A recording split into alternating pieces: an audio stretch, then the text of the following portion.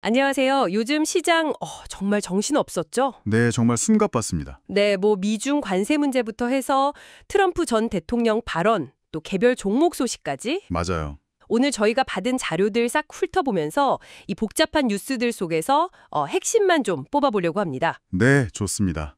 그래서 대체 무슨 일이 있었던 건지, 이게 왜 중요하고 또 앞으로 우리한테 어떤 의미가 있을지 명쾌하게 한번 정리해보죠.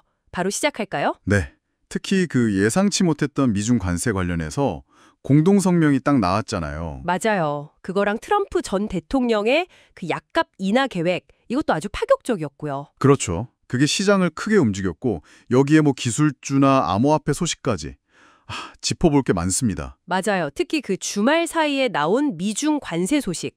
와, 시장이 정말 뜨겁게 반응했잖아요. 네, 엄청났죠? 다우지수가 뭐 1000포인트 넘게 그냥 확 뛰고 나스닥도 급등하고요. 네, 이게 근데 단순히 뉴스가 아니라 양측의 공동 성명 형태였다는 거. 이게 핵심이었던 거죠. 정확합니다. 이게 90일간 관세 인상을 일단 멈추는 휴전인데요.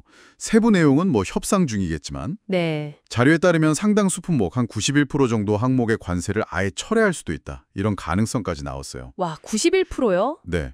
그리고 말씀하신 대로 이 공동성명이라는 형식이 진짜 중요해요. 그냥 한쪽이 발표한 게 아니라 양측이 조율하고 합의해서 같이 내놨다. 이런 의미니까요. 아, 그 무게감이 가르군요. 그렇죠. 이건 단순 봉합, 뭐 이런 거 이상의 진전 신호다. 이렇게 볼 수 있는 거죠. 뭐 일부 분석에서는 미국 내 정치, 경제적 부담 때문에 미국이 좀 더 적극적이었을 수 있다. 이런 시각도 있긴 하고요. 그렇군요. 그러니까 양측이 합의했다는 그 무게감 때문에 투자자들이 이제 진짜 뭔가 좀 해결되려나 하는 기대감을 확 느꼈던 거네요. 네, 바로 그겁니다. 그래서 위험자산 선호 심리가 확 살아나면서 뭐 채권이나 금 같은 안전자산에서는 돈이 빠져서 주식으로 확 몰리고 네, 그렇죠. 유가까지 들썩인 거고요. 아마존, 애플, 테슬라 같은 기술주들이 막 6, 8%씩 급등한 것도 그럼 같은 맥락이겠네요. 네, 그 기업들은 특히 글로벌 공급망이나 그 중국 시장 의존도가 좀 높잖아요. 그렇죠. 그러니까 관세 문제가 조금이라도 좀 덜어진다 싶으면 비용 부담 줄고 매출 전망 좋아지고 바로 그냥 긍정적인 영향을 받으니까 더 민감하게 반응한 거죠. 관세 문제가 좀 풀리면 가장 먼저 숨통 트일 거다. 이런 기대감이군요. 맞습니다.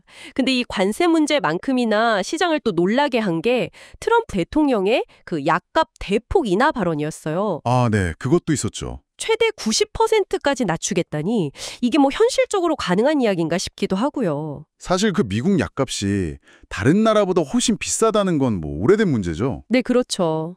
이 부분을 그냥 정면으로 파고들면서 제약사들 이익을 좀 제한하겠다. 이런 건데 흥미로운 점은 그 접근 방식이에요. 접근 방식이요? 네. 자료 분석을 보면 과거에 그 오바마 케어처럼 복잡한 의료 시스템 개혁 법안 통과시키려는 게 아니고 네. 뭐랄까 게임 체인저가 될 수도 있는 거죠. 와, 정말 판을 바꾸는 거네요. 그렇죠. 물론 뭐 제약업계 반발이 엄청날 거고 넘어야 할 산이 많아서 실현 가능성은 좀 별개로 봐야 하고요. 네, 뭐 현실적인 어려움은 있겠지만 발상 자체는 정말 기존 틀을 깨는 거네요. 그리고 애플의 미국 투자 확대 이야기도 잠깐 나왔었죠. 네, 트럼프 전 대통령이 팀 쿡 CEO랑 통화했다면서 언급했죠. 애플이 미국의 대규모 공장 투자를 검토한다. 뭐 이런 내용인데 네. 이것도 사실 관세 문제랑 맞물려서 미국 내 생산을 좀 유도하려는 압박 또는 뭐 회유 이런 걸로 볼 수 있습니다. 그렇군요. 다만 아직 뭐 구체적인 계획이 나온 건 아니라서 이게 실제 투자로 이어질지는 좀 더 지켜봐야 합니다. 네. 이런 좀 큰 흐름 속에서 개별 기업 소식도 있었어요. 그 암호화폐 거래소 코인베이스 있잖아요. 네. 코인베이스. 여기가 S&P 500 지수에 편입한다. 이 소식에 장외해서 주가가 꽤 올랐더라고요. 이건 어떤 의미인가요? S&P 500 편입은요. 그 자체로 수급적으로는 호재예요. 수급이요? 네. 왜냐하면 이 지수를 추종하는 자산 규모가 진짜 어마어마하거든요.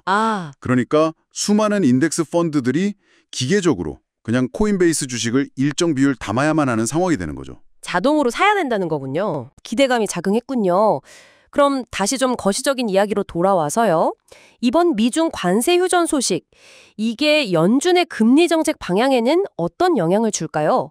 금리 인하 시점이 좀 늦춰질 거라는 예상이 나오던데요. 네, 그 연준의 쿠글러 이사 발언이 있었죠. 네. 관세라는 게 인플레이션을 좀 자극하는 요인 중 하나였는데 이 문제가 좀 완화되면 물가 상승 압력이 줄어드는 거잖아요. 그렇죠. 그러니까 연준 입장에서는 금리 인하를 서두를 이유가 하나 줄어드는 셈이요. 아, 그렇군요. 그래서 시장에서도 당초 7월 정도로 봤던 금리 인하 시점을 9월이나 12월, 연내 총한 2회 정도 이렇게 보는 시각이 좀 늘어나고 있습니다. 그렇다면 연준은 이제 뭘 가장 중요하게 볼까요? 관세 이슈가 좀 잠잠해지면 다른 지표에 더 집중할 텐데요. 앞으로는 역시 고용 지표에 더 시선이 쏠릴 겁니다. 고용이요? 네. 노동시장이 여전히 뜨거운지 아니면 좀 식어가는 신호가 보이는지 여기에 따라서 연준의 금리 결정 시기나 폭이 달라질 가능성이 높죠. 어떻게 보면 관세라는 큰 변수가 조금 거치면서 경제 본연의 체력, 특히 고용 상황을 더 면밀히 보게 되는 거죠. 자, 그럼 오늘 이야기 좀 정리를 해볼까요? 일단 미중 관세 협상이 90일간의 시간을 벌면서 시장에 좀 안도의 한숨을 불어넣기는 했는데 진짜 타결까지는 아직 좀 지켜봐야 하고요. 네, 90일이라는 시간이 있죠. 그리고 트럼프의 약값 인하 구상. 이거는 실현된다는 파급력이 엄청나겠지만 현실화 여부는 아직 미지수고요. 그렇죠. 연준은 금리 인하에 좀 신중한 태도를 보이면서 앞으로 고용시장 데이터를 아주 예의주시할 거다. 네, 고용이 중요해졌습니다. 결국은 앞으로 90일 동안 관세 협상이 어떻게 흘러가는지 그리고 매달 발표되는 고용 지표가 어떻게 나오는지를 계속 주목하셔야겠습니다. 네, 맞습니다. 마지막으로 한 가지 좀 생각해 볼 점을 던져드리고 싶네요. 네, 어떤 걸까요? 오늘 저희가 살펴본 내용들을 보면요. 관세 정책이라든지 특정 산업에 대한 정부 개입 가능성, 심지어 특정 기업의 지수 편입 결정 같은 요인들 있잖아요. 네. 이런 것들이 기업의 어떤 본질적인 가치나 실적, 이런 것 이상으로 시장을 얼마나 강력하게 움직일 수 있는지를 잘 보여주는 것 같아요. 아, 정부 정책의 힘이 정말 크다는 거군요. 그렇죠. 이렇게 점점 커지는 정부와 정책의 영향력, 이걸 고려할 때 앞으로 우리의 투자 전략은 좀 어떻게 가져가야 할지 한번 진지하게 고민해 볼 시점이 아닐까? 그런 생각이 듭니다.